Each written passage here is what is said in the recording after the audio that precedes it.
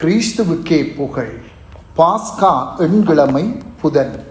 நற்செய்தி வாசகம் புனித லூக்கா எழுதிய தூய நற்செய்தி அதிகாரம் 24 இறைவார்த்தைகள் 13 தொடக்கம் 35. வாரத்தின் முதல் நாள் சீடர்களுள் இருவர் எருசலேமிலிருந்து ஏறத்தாழ 11 கிலோமீட்டர் தொலைவில் உள்ள ஓர் ஊருக்கு சென்று கொண்டிருந்தனர். அவ்வூரின் பெயர் எம்மாவு.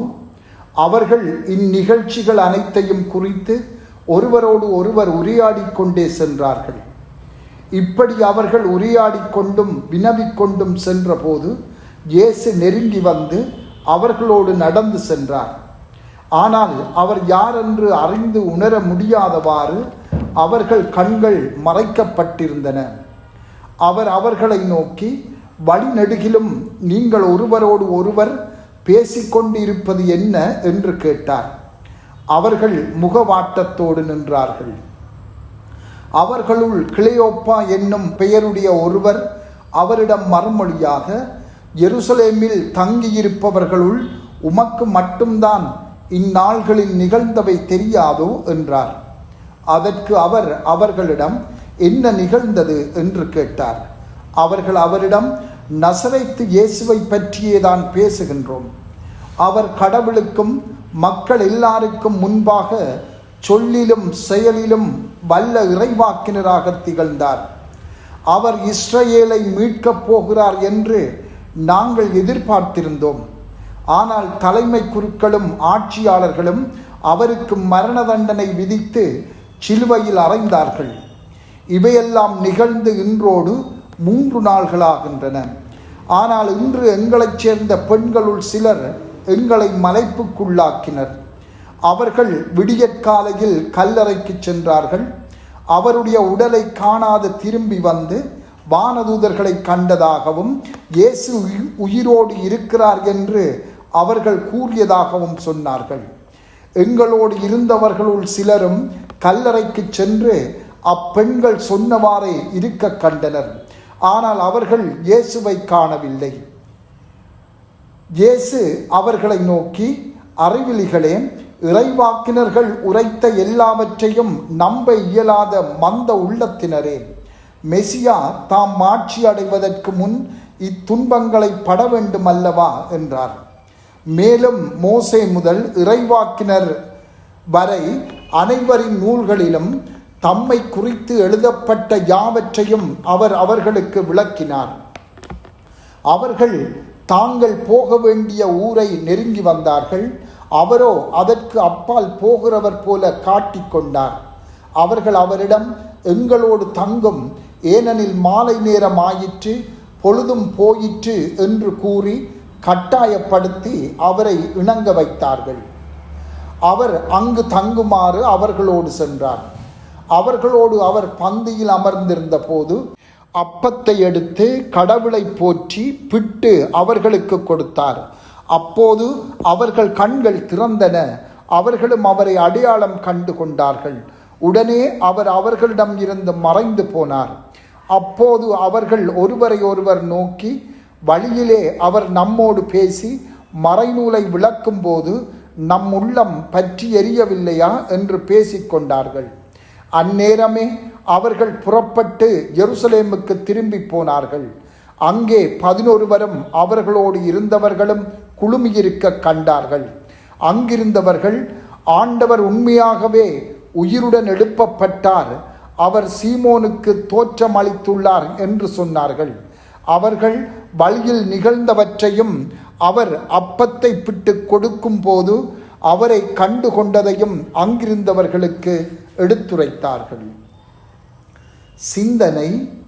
எம்மாவு சீடர்கள் இருவரும் உயிர்த்த இயேசுவை முதலில் அடையாளம் கண்டு கொள்ள முடியாதபடி தடுக்கப்பட்டது ஏன்? உயிர்த்த ஞாயிறு அன்று காலை மகதல மரியாவும் வேறு சில பெண்களும் கல்லறைக்கு சென்றபோது 2 வானதூதர்கள் அங்கு தோன்றி இயேசு உயிர்த்து விட்டார் என்று அறிவித்தனர். அந்த செய்தியை அந்த பெண்கள் சீடர்களிடம் தெரிவித்த போது சீடர்களுக்கு அந்த செய்தி உண்மையாகப்படவில்லை.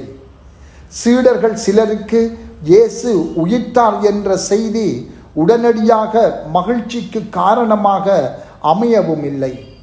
அது நிச்சயமற்ற தன்மைக்கும் அவநம்பிக்கைக்கும் காரணமாக அமைந்தது வருந்தத்தக்கது. அன்று மாலை 2 சீடர்கள் எருசலேமில் இருந்து 7 மைல்களுக்கு அப்பால் உள்ள எம்மாவுக்கு நடந்து சென்றனர். இவர்கள் அந்த பெண்களின் சாட்சியத்தையும் கேட்டிருந்தனர். யோவானின் நற்செய்திப்படி இயேசு மகதல மரியாவுக்கு தோன்றிய போது மரியா முதலில் இயேசுவை அடையாளம் கண்டு கொள்ளவில்லை. பின்பு மரியா என்று இயேசு அழைத்த போதே மரியா அடையாளம் கண்டு கொண்டார். எம்மாவு சீடர்களுக்கு இயேசு தோன்றிய போது ஒவ்வொரு விதமாக இயேசு தம்மை அவர்களுக்கு வெளிப்படுத்தினார். இயேசு அவர்களோடு நடந்து சென்றார். அவர்களுடைய குழப்பங்களுக்கும் சந்தேகங்களுக்கும் திருவிவிலிய விளக்கம் கொடுத்தார். இதன் மூலம் திருவிவிலியம் எவ்வாறு இயேசுவே மெசியா என்று சுட்டி காட்டுவதை தெரியப்படுத்தினார். ஆயினும் அவர்கள் தங்களோடு நடந்து உரையாடியும் வந்த இயேசுவை அடையாளம் கண்டு கொள்ளவில்லை. ஏனென்றால் உயிர்த்த ஆண்டவரிலான நம்பிக்கை ஊன கண்களால் பார்த்தாலோ கேட்டாலோ வராது. அது இறைவார்த்தையை கேட்டு புரிந்து கொள்வதால் நம்பிக்கை கொள்வதற்கான உள்ளம் திறக்கப்படும். அப்போதுதான் நம்பிக்கை கொள்ள முடியும். இயேசு அவர்களுக்கு நற்செய்தியை அறிவித்தார். அவர்களுடைய உள்ளங்களும் திறக்கப்பட அவர்களும் நம்பினார்கள். இந்த எம்மாவு கதையானது உயிர்த்தெழுந்த கிறிஸ்துவுடனான ஒரு சந்திப்பை விவரிப்பது மட்டுமல்ல, திருப்பலியில் அவருடன் நாம் கொள்ளும் சந்திப்பிற்கான ஒரு முன்னுதாரணமாகவும் உள்ளது. முதலாவதாக இறைவார்த்தை வாசிக்கப்பட்டு விளக்கம் அளிக்கப்படுகிறது. பின்பு அப்பமும் இரசமும் புனிதமாக்கப்பட்டு இயேசுவின் உண்மையான பிரசன்னமாக்கப்பட்டு அதனை உணவாகவும் உட்கொள்ளுகின்றோம். எம்மாவுவின் கதையிலே இயேசு சீடர்களுக்கு போதித்த பின் அப்பத்தை எடுத்து ஆசீர்வதித்து பிட்டு கொடுக்கிறார். அத்தோடு அவர்களின் கண்கள் திறக்கப்பட இயேசுவை அடையாளம் கண்டு கொள்கின்றனர். ஆனால் இயேசு அவர்களின் பார்வையில் இருந்து மறைந்து போகின்றார். இயேசு ஏன் மறைந்து போனார்? ஏனென்றால் இயேசு இப்போது அவர்களின் உள்ளத்தில் வாழ்கின்றார். அவருடைய உண்மையான பிரசன்னம் நற்கருணையில் இருக்கின்றது. எனவே ஒவ்வொரு முறையும் நாம் நற்கருணையை பெறும்போது எமது இதயங்களிலும் வாழ்விலும் அவருடைய பிரசன்னம் வந்து சேர்க்கிறது. இந்நிலையில் அவருடைய உடல் ரீதியான பிரசன்னம் இனி அவசியமல்ல. இப்போது தங்கள் வாழ்வில் அவர்கள் இயேசுவை சுமந்து செல்கின்றார்கள்.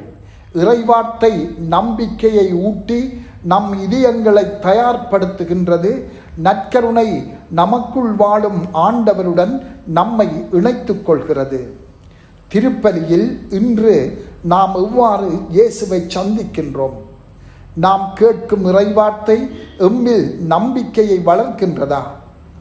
அது புனிதப்படுத்தப்பட்டு உடைத்து தரப்படும் போது நற்கருணையில் இயேசுவை கண்டு கொள்கிறோமா? செபம். ஆண்டவரே, எமது உள்ளம் உடல் வாழ்வு முழுவதும் நீர் உயிர் வாழும் தூய பேழையாக ஆக்கிக்கொள்ள அருள் தாரும். ஆமன்.